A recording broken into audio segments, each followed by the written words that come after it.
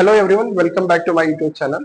और आज इस वीडियो में हम लोग डिस्कस करेंगे इनवर्स फाइंड करना, वो भी 3x3 मैट्रिक्स का, वो भी 2 लाइन में इनवर्स फाइंड आउट करेंगे। नॉर्मली इसका मेथड ये होता है कि हम लोग एडजॉइंग निकालते हैं, डिटर्मिनेंट निकालते हैं, फिर सॉल्व करते हैं। जिसका एक नॉर्मल कन्वर्शन मेथड होता है वो इनवर्स फाइंड करने का ये होता है A inverse equal to adjoint A by mod A. इससे हम लोग करते हैं, है ना।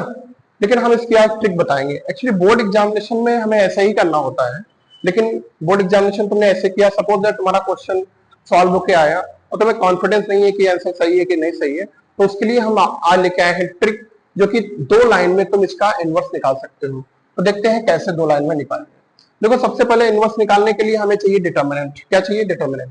तो डिटर्मिनेंट के लिए हम बनाएंगे सरस मेथड का यूज करेंगे डिटर्मिनेंट निकालने के लिए। फिर उसी सरस मेथड से ही हम लोग इनवर्स निकाल लेंगे। देखते हैं कैसे हम लोग इनवर्स फाइंड आउट करते हैं। सबसे पहले इसके जितने भी एलिमेंट्स उसको हम लिख लेंगे। तो ये आएगा 1 -1 0 2 3 -2 -2 0 एंड 1। फिर 2 कॉलम को फिर से रिपीट करना है। जो ये 2 कॉलम है इनको फिर से लिख लेना है। 1 -1 0 2 3 -2। इतना लिखने के बाद हमें इसका निकालना है क्या? डिटर्मिनेंट। और डिटर्मिनेंट को कहीं इस साइड में हमें लिख लेना है। तो इसका जो डिटर्मिनेंट आएगा, तो इधर हम लिख रहे हैं डिटर्मिनेंट, क्योंकि हम अभी इधर सीधे आंसर लिखेंगे, तो इधर हम डिटर्मिनेंट लिख दे रहे हैं।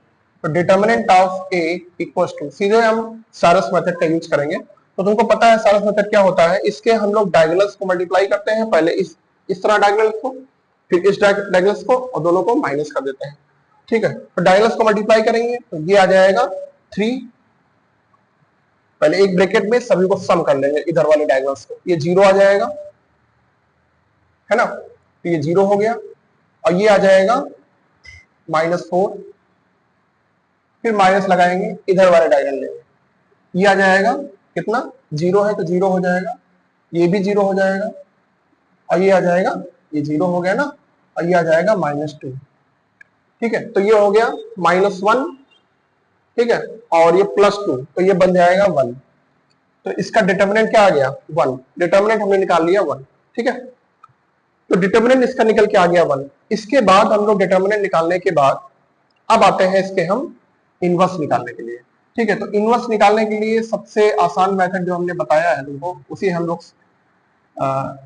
सॉल्व करेंगे।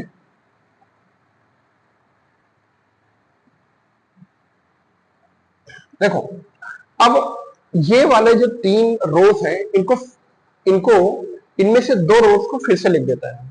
ठीक है, इनमें से टॉप 2 जो रोज है इनको नीचे लिख देंगे। तो इनको कैसे लिखेंगे?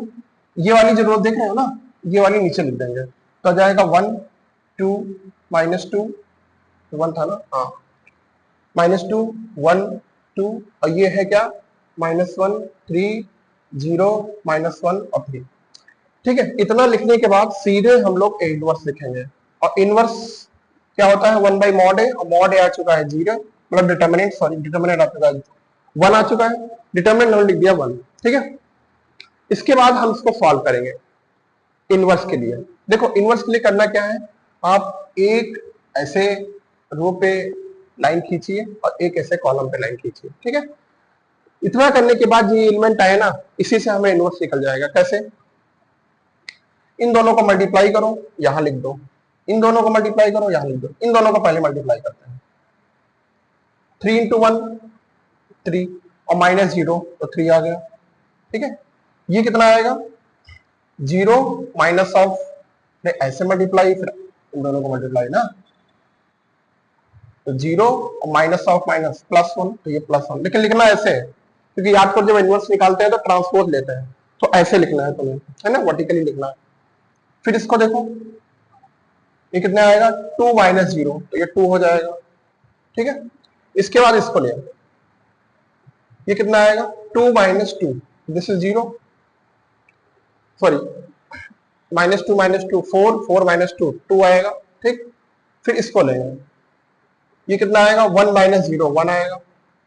फिर इसको लेंगे, 2 × 0 0 हो गया, -2, तो माइनस माइनस प्लस हो जाएगा। फिर इसको लेंगे, तो 0 - 6, इसे 6 हो जाएगा। इसको लेंगे, ये हो जाएगा 2 - 0, तो 2 हो जाएगा। और इसको हम लोग देखेंगे तो 3 माइनस ऑफ -2, 3 माइनस 2 5 हो जाएगा। तो ये आ गया तुम्हारा आंसर। तो देख रहे हो आप लोग एक ही लाइन में हम इनवर्स कैलकुलेट कर सकते हैं। तो ये है इनवर्स फाइंड करने की ट्रिक।